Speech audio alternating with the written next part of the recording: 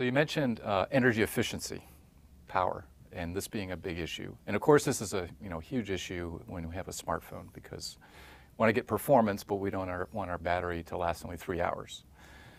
So this is a bit of a conundrum for designers. Like, how do we make fast designs yet make them energy efficient?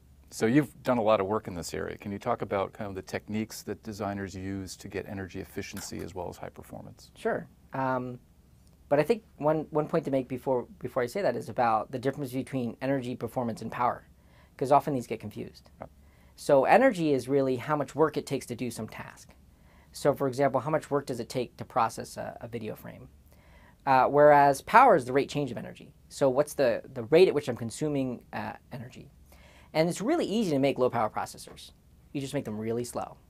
But often we want both. We want high energy efficiency, so low energy, and also high performance. And that's the real challenge.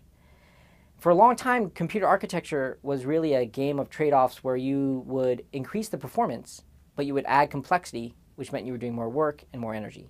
So it was this constant tension where, yes, I'm going to get more performance, but it's going to use more energy. But in the last decade, that's no longer good enough, because now we need to understand how we can increase performance at the same energy. And try to stay under some type of power constraint.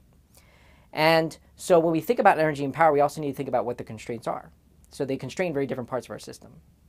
So energy barely constrains things like your electricity bill or the size of your battery, whereas power constrains things like heat. So how hot does your cell phone get?